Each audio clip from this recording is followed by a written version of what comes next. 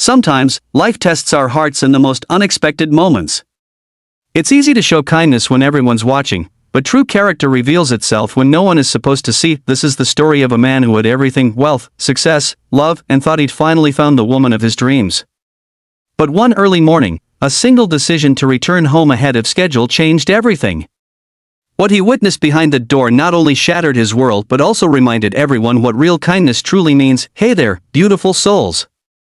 Welcome back to Ripple of Love, where real stories of compassion, courage, and kindness remind us that goodness still exists in this world. If you believe kindness has the power to change lives, don't forget to like, subscribe, and share this story with someone who needs a little faith in humanity today. And tell us in the comments, what does true kindness mean to you? Now, let's begin. Edward Hale was a self-made millionaire. Born in a small town in Ohio, he had known the taste of hunger, the coldness of rejection, and the weight of poverty. His mother, Margaret Hale, had raised him single-handedly after his father passed away when he was only 7. Margaret worked 2 jobs, cleaning houses by day and stitching clothes by night, to make sure Edward could go to school. She often skipped meals so her son wouldn't have to. And when Edward graduated top of his class, she clapped the loudest in that auditorium, her eyes glistening with tears of pride. Years later, Edward built a successful tech company in New York. Fortune followed, as did fame. But through it all, he never forgot his mother's sacrifices. He bought her a home near his mansion and made sure she was comfortable. However, work kept him busy, and he couldn't visit her as often as he wished. Then came Vanessa, a woman with charm, elegance, and beauty that could stop a room. She was everything Edward thought he wanted: smart, sophisticated, and kind, or so he believed. They met at a charity gala, and within months, Edward was convinced he'd found his soulmate. His mother, though, wasn't sure. The first time she met Vanessa, she felt something cold beneath her polite smile. But she stayed quiet because Edward looked happy, and that was all she'd ever wanted for her son. A few months later, Edward had to travel to London for a business deal. He'd be gone for 10 days, leaving his mother under Vanessa's care. Vanessa volunteered eagerly, saying, "Don't worry, Ed. I'll treat her like my own mother." Edward smiled gratefully.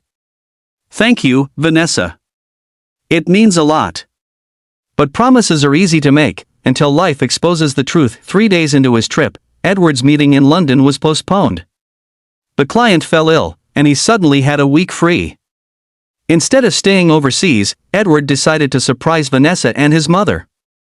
He didn't call ahead. He wanted to see their smiles when he walked through the door. It was a cool Friday afternoon when his car pulled up the long driveway. The house was quiet, too quiet. He entered with a grin, expecting to find them watching TV or chatting over tea, but what he heard next froze his heart. From the living room came the sound of his mother crying softly, and a sharp, cruel voice slicing through the air. "I told you to stay in your room, you old hag." Vanessa shouted. "You're so useless. Can't even walk without shaking. Look at this mess. You're lucky Edward feels sorry for you, or you'd be in a nursing home where you belong."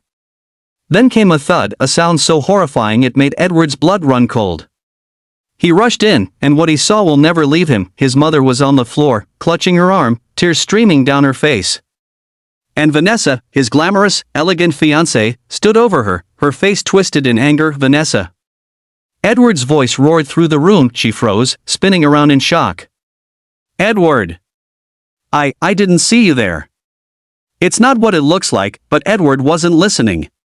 He knelt beside his mother, lifting her gently into his arms. "Mom, are you okay?" Margaret shook her head weakly. "It's all right, Eddie, she just got upset. I made a mistake with the tea." Edward's heart broke. Even now, his mother tried to protect someone who had hurt her. He looked up at Vanessa, his eyes filled with fury and disbelief. "You were supposed to take care of her," he said quietly, each word trembling with rage. "You said you loved me. How could you do this?" Vanessa's mask cracked. "Edward, she's exaggerating. You don't know what it's like living with her. She's needy, she complains all the time." "Enough," Edward interrupted.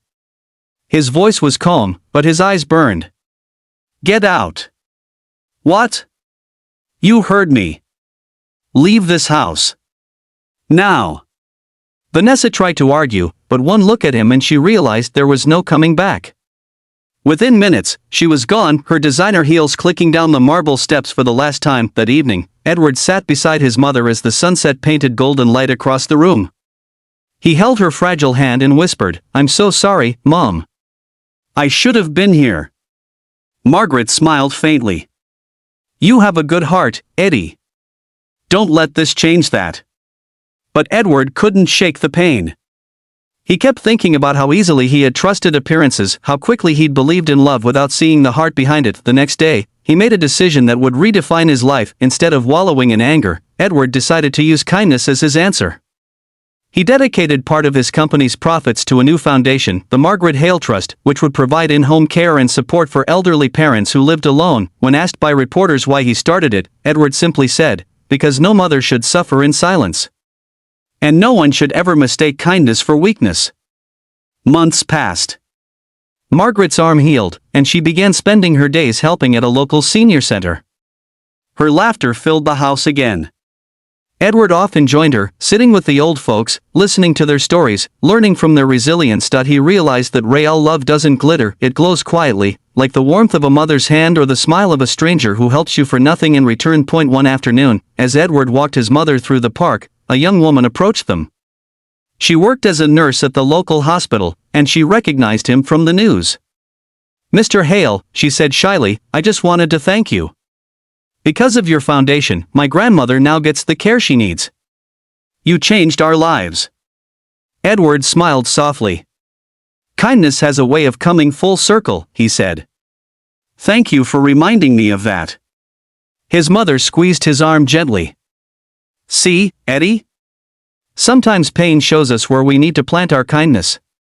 In the end, Edward realized something profound: money could build mansions, but only kindness could build homes.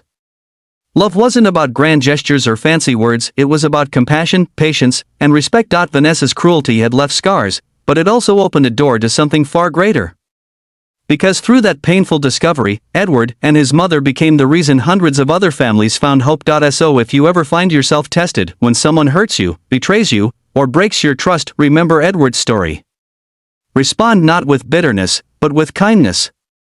Because kindness doesn't just heal others, it heals you. If this story touched your heart, don't forget to like, share, and subscribe to Ripple of Love for more real stories that remind us why the world still needs gentle hearts. And tell us in the comments, what's one act of kindness you've seen recently that restored your faith in humanity? Remember, kindness costs nothing, but its value is beyond measure. Tulip.